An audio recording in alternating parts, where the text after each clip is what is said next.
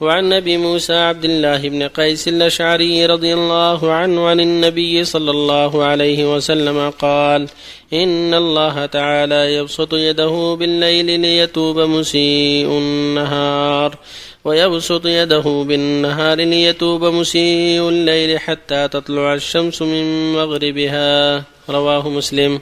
وعن أبي هريرة رضي الله عنه قال: قال رسول الله صلى الله عليه وسلم: من تاب قبل أن تطلع الشمس من مغربها تاب الله عليه. رواه مسلم. وعن أبي عبد الرحمن عبد الله بن عمر بن الخطاب رضي الله عنهما عن النبي صلى الله عليه وسلم قال: إن الله عز وجل يقبل توبة العبد ما لم يغرغر. رواه الترمذي وقال: حديث حسن. وبالله التوفيق. اللهم صل وسلم على رسول الله وعلى آله وأصحابه ومن اهتدى بهم. أما بعد، هذه الأحاديث الثلاث كلها تتعلق بالتوبة. يقول النبي صلى الله عليه وسلم في الحديث الصحيح من حديث أبي موسى: إن الله يبسط يده بالليل ليتوب مسيء النهار، ويبسط يده بالنهار ليتوب مسيء الليل حتى تطلع الشمس من مغربها.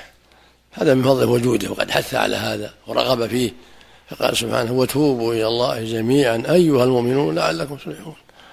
وقال: أفلا يتوبون إلى الله ويستغفرونه والله غفور رحيم. قال سبحانه: يا أيها الذين آمنوا توبوا إلى الله توبة نصوحا.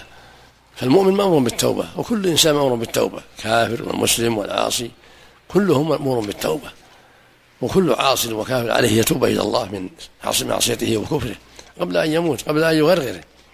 وهذا من رحمة الله ومن إحسانه إلى عباده أن شرع لهم التوبة وأن فتح لهم أبوابها. ولو كان كل إنسان إذا أذنب ليس له توبة لكان الأمر عظيما والمصيبة كبيرة، ولكن من فضل الله أنه يقبل توبة العبد. قال تعالى: وهو الذي يقبل التوبة عن عباده ويعفو عن السيئات ويعلم ما تفعلون سبحانه وتعالى. فالواجب على كل مكلف أن يبادر بالتوبة وأن يلزمها أبدا حتى الموت.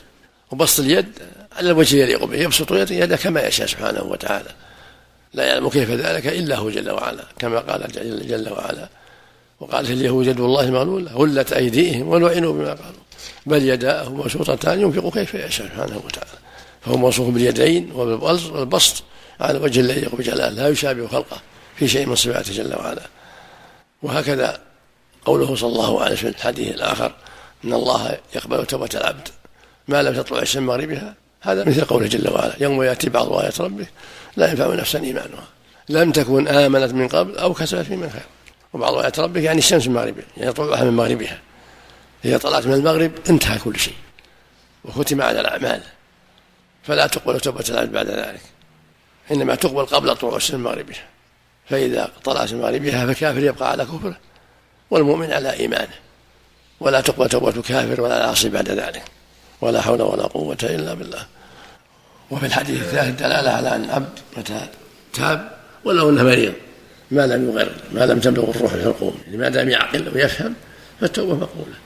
فإذا بلغت الروح الحلقوم حينئذ تغيرت الأحوال، وصار ليس ممن يعقل ما يقول ولا يفهم ما يقول.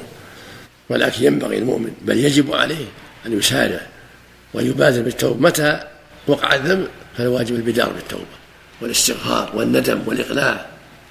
تقدم شروط التوبة وهي ثلاثة: الندم على الماضي، والإقلاع من الذنب، والعزم الصادق الذي يعود فيه رغبة فيما عند الله وتعظيما له سبحانه وتعالى.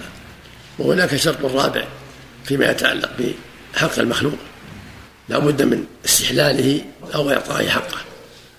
ما تتم التوبة إلا يعطى حقه أو يستباح فيسمح إذا كان مكلفا رشيدا وسمح، من مال أو ضرب أو جرح أو غيبة لا بد من استسماحه. فإن لم يتيسر من أجل الغيبة ولم يقدر على استسماحه يدعو له ويذكره في المواضع التي اغتابه فيها، يذكره فيها بمحاسن أعماله، تكون هذه بهذا. ولا حول ولا قوة إلا بالله. وفق الله جميعا.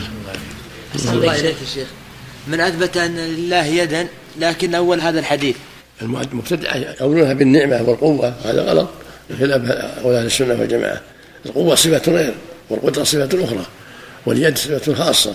اليد والقدم والعين والسمع كل هذا صفات خاصة مستقلة غير القوة والقدرة. نعم. بسط الله عز وجل يده من الصفات الذاتية والفعلية. نعم. بسط الله عز وجل يده من الصفات الفعلية، والأخذ والعطاء والضحك والرضا والغضب من الصفات الفعلية. اللهم صل. العقيقة عن الولد لها توقيت يا شيخ؟ أفضل يوم السابع، إذا ذبح بعد ذلك فلا بأس، لكن أفضل مثل ما قال صلى الله عليه وسلم تذبح عنه يوم السابع العقيقة، هذا هو الأفضل. تقول عائشة رضي الله عنها إن فات ففي 14 فإن فات في 21، ثم لا توقيت له، ولكن بكل حال بعد السابع لا توقيت له. مثلا يحط ذبيحة عند الحريم ثم ذبيحة عند الرجال، يوزعها كما يشاء، يصدق بها كلها أو يأكل منها ويطعم منها، أو واحدة للرجال وواحدة للنساء، أو واحدة للجيران يوزعها أو واحدة يأكلونها. الأمر واسع. النبي ما حدد فيها حد عليه الصلاة والسلام. الله عليك يا شيخ، إذا تاب عن معصية ولم يتبع معصية أخرى هل تقبل توبته؟ تقبل، مو بعض الذنوب معه. لو تاب من الزنا ولم يتم من الخمر قبلت توبته إذا كانت توبته استوفت الشروط، وهكذا إذا تاب من عقوق الوالدين تقبل توبته وإن كان عنده ذنوب أخرى، لكن الواجب عليه يتوب من الذنوب كلها ما يخلي شيء. الواجب عليه يتوب من جميع الذنوب. الله جل وتوبوا إلى الله جميعا أيها المؤمنون. نعم. أحسن الله عملك شيخ. بعض الناس مثلا يقول مثلا هذا الابن صغير إن شاء الله يكبر ويتوب إلى الله أو يعقل أو كذا. لا ما يصلح هذا. الواجب جهاده ونصيحته. من يقول له أنه يكبر أيام قد يموت وهو 16 سنة و17. أحسن الله عملك. هذا غلط، هذا تسويه من طاعة الشيخ. الواجب البدار بالتوبة ولو ب17 أو 18 أو 16. المقصود أنه متى بلغ الحلم وجب عليه، حتى أنه قبل بلوغ الحلم يؤدب حتى يعتاد الخير، ما يترك على المعاصي ولو أنه 8 ولا 9 ولا ما يسمح له يشرب الخمر، ولا يسمح له يسب والديه، ولا يسمح له يعبث بشيء يضر الناس، يمنع ولو أنه صغير. أحسن الله عملك. أحسن الله عملك. يعني بعض الناس مثلا قد أنه ينوي التوبة ثم يوسوس له الشيطان. هذا من طاعة الشيطان، لا يبادر. واجب البادرة المبادرة، يكون كيس قوي ما يغلبه الشيطان.